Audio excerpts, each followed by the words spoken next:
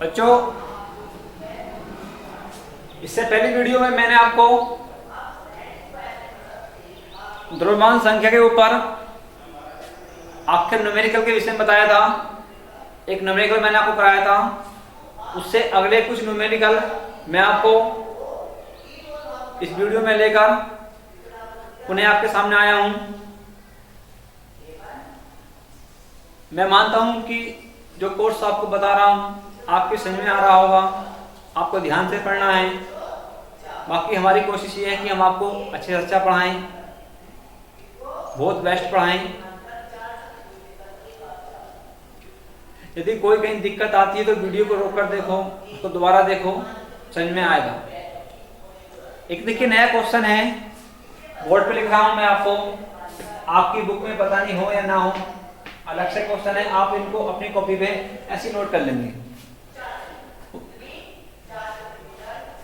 Question में लिखा किसी तत्व की परमाणु संख्या 17 है।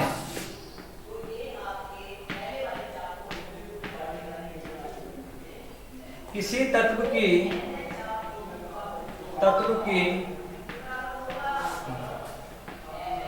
परमाणु संख्या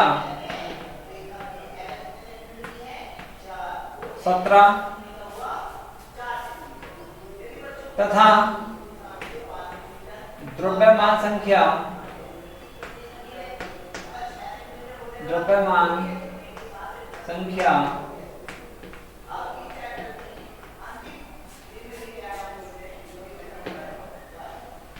35 है, 35 है।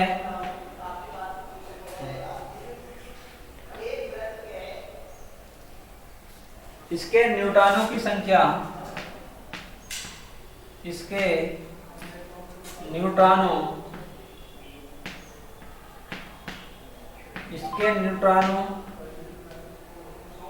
की संख्या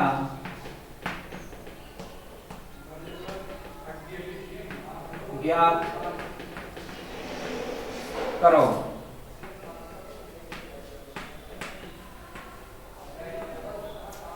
इसके न्यूट्रॉनों की संख्या ज्ञात करो। अब देखो देखिए, सबसे पहले सवाल को करने के लिए आपको देखना है कि उस सवाल ने उस क्वेश्चन में आपको क्या क्या दे रखा है। तो हमें ये देखिए, ये पॉइंट देखना है कि उसने दे रखी है परमाणु संख्या। आपको मैंने कहा था परमाणु संख्या क्या बताई थी मैंने आपको, जेड दे रखी है कितनी आपको, 17। और रखी द्रव्यमान संख्या, मैंने आपको द्रव्यमान संख्या क्या होती है, ए।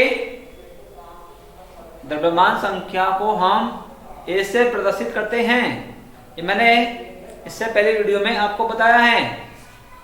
तो द्रव्यमान संख्या आपकी ए बराबर दे रखी है 35।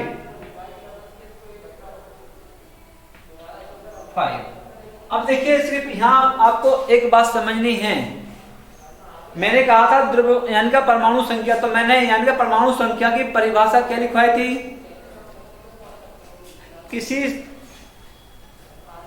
किसी भी तत्व के नाभिक में उपस्थित प्रोटॉनों की संख्या को उस तत्व की परमाणु संख्या कहते हैं। तो आप इसको जेड लिख सकते हैं और इसको आप पी लिख सकते हैं, क्योंकि जितना आपका जेड होता है उतना ही आपका पी होता है। तो आप लिख सकते हैं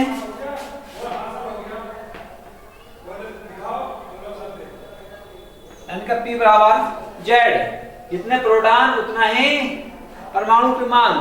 तो आप इसको जेड लिखो या इसको पी लिखो, ये आपका इक्वल होता है, बराबर होता है। तो अब उसने आपको जेड का मान दे रखा है,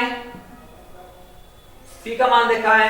आपका सूत्र आता है ए बराबर पी प्लस एन, ए बराबर P plus N.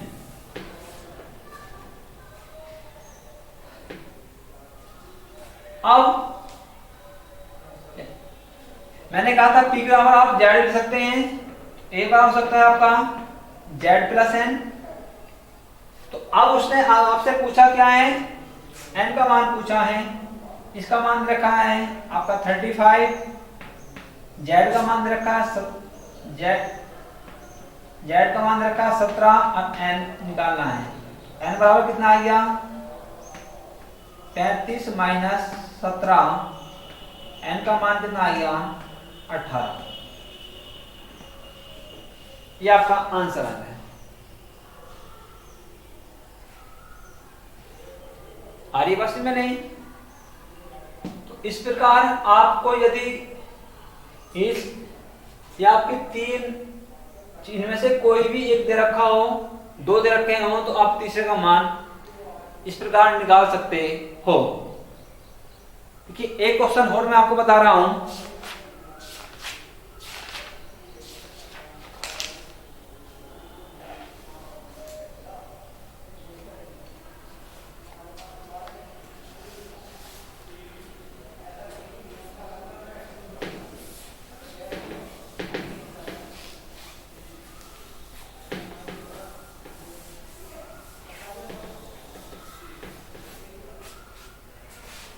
Question number आपका आता है 3। इसमें क्या है,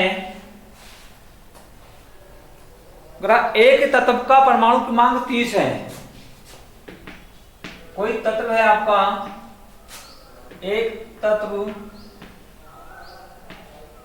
का परमाणु क्रमांक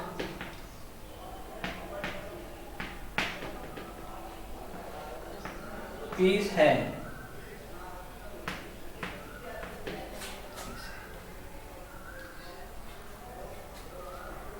तथा द्रव्यमान संख्या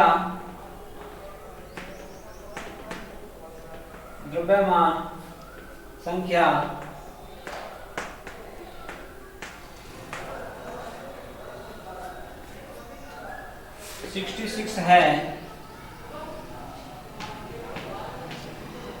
6 है। परमाणु में कितने प्रोटॉन और न्यूट्रॉन होंगे? परमाणु में कितने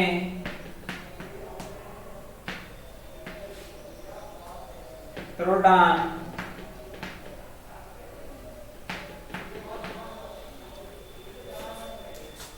व न्यूट्रॉन होंगे? अब आपको देखना है। देखो मैंने अभी आपको बता, उसने दिया आपको परमाणु क्रमांक जेड, तो जेड बराबर कितना दिया है 30। इनका ये क्या है परमाणु क्रमांक। परमाणु क्रमांक क्या होता है मैंने बताया था, जेड बराबर दे रखा है 30। उसने दी द्रव्यमान संख्या, इनका द्रव्यमान संख्या, द्रव्यमान संख्या कितनी होती है ए बराबर देखा 66। अब एक बात फिर दोबारा वही बात आपके सामने आई। मैंने अभी बताया था कि एक परमाणु के नाभिक के अंदर प्रोटॉन रहते हैं और जितना आपका प्रोटॉनों की संख्या होती है वो आपके परमाणु क्रमांक के बराबर होती है। यदि किसी तत्व का परमाणु क्रमांक 30 है तो उसके अंदर 30 ही प्रोटॉन होंगे। ये बात अपने दिमाग में फिट कर लो। यानी का परमाणु के अंदर जितने प्रोटॉन हैं तो उतना ही आपका परमाणु क्रमांक होगा, और जितना परमाणु क्रमांक है उतने ही आपके प्रोटॉन होंगे। तो एक चीज तो क्लियर हो गई कि आपका परमाणु क्रमांक कितना है 30, तो आपके प्रोटॉन कितने हो गए 30।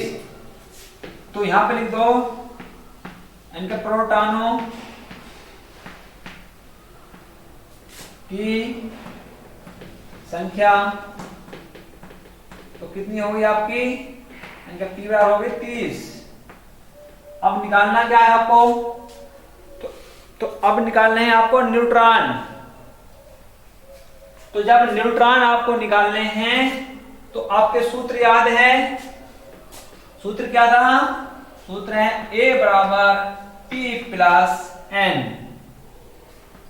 ए बराबर P प्लस n, जहां A क्या है, A है द्रव्यमान संख्या, P है प्रोटॉन, n क्या है न्यूट्रॉन। तो आपको द्रव्यमान संख्या A बराबर दे रखी है, तो कितनी है 66 दे रखी है 66, और P का मान अभी निकालना कितना आया 30, तो ये 30 आ गया। n का मान निकालना है, और जब n का मान निकालना है तो n बराबर क्या हो जाएगा 66 माइनस 30, n बराबर कितना आ गया 36। तो आपके न्यूट्रॉन कितने आ गए, यहां पे लिख दो न्यूट्रॉनों की संख्या बराबर कितनी आ गई आपकी 36। तो इस प्रकार यदि ये क्वेश्चन आपकी बुक में नहीं है, मैं आपको करा रहा हूं, जब आपका सूत्र आपकी बुक में दे रखा है तो उसके हिसाब से जो क्वेश्चन है वो मैंने आपको बता दिए। क्या यदि आपको प्रोटॉन या न्यूट्रॉन या द्रव्यमान संख्या में से कोई दो आपको दे रखे हैं तो आप उनमें से किसी एक का मान इस प्रकार ज्ञात कर सकते हो।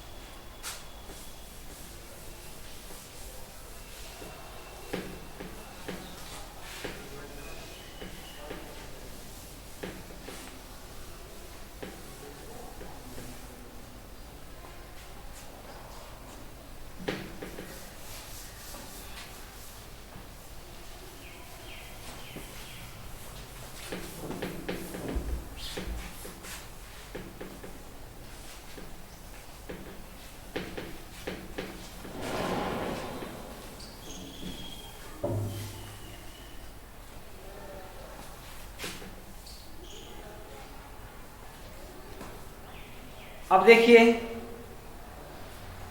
अगला आता आपका समस्थानिक। समस्थानिक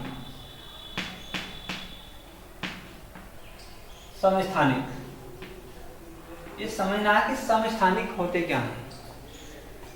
समस्थानिक जिनका स्थान कैसा हो, समान हो, एक जैसा है, उनको समस्थानिक कहते हैं। अब स्थान समान कहाँ हो, देखिए आपसे जब आप हाई स्कूल में पढ़ेंगे तो वहां आपको एक आवर्त सारणी मिलेगी।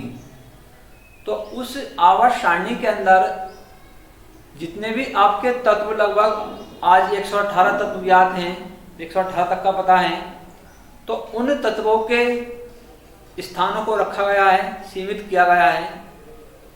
तो वहां पर जो आधुनिक आवर्त सारणी है, तो उस आवर्त सारणी में जितने भी तत्व होते हैं तो उनको उनके परमाणु क्रमांक के आधार पर उनका स्थान निर्धारित किया गया है कि ये तत्व, इसका परमाणु क्रमांक इतना है तो ये यहाँ रहेगा, इसका इतना तो ये यहाँ रहेगा। ये आपको हाई स्कूल में जाकर समझना है। यहाँ तो मात्र आपको भी परिभाषा है, उसको जानना है क्या है। तो समस्थानिक जिनका स्थान समान हो, एक जैसा हो, वो कहलाते हैं आपके समस्थानिक। या परिभाषा क्या बनती है, एक ही तत्व के वे परमाणु, एक ही तत्व के वे परमाणु जिनके परमाणु क्रमांक समान तथा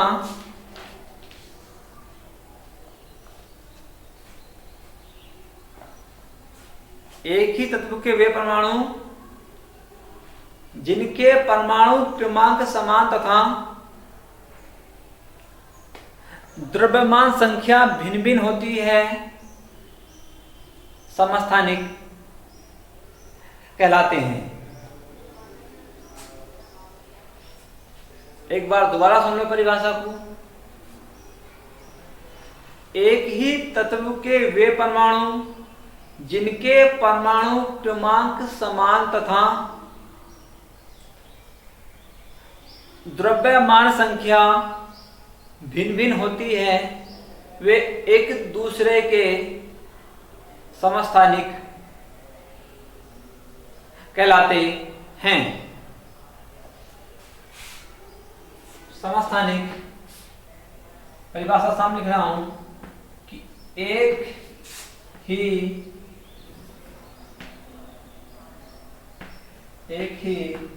तत्व के वे परमाणु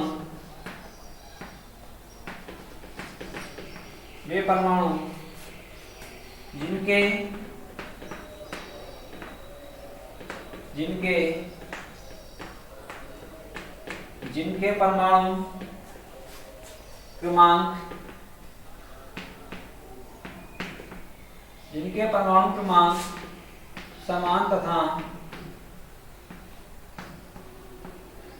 समान तथा द्रव्यमान संख्या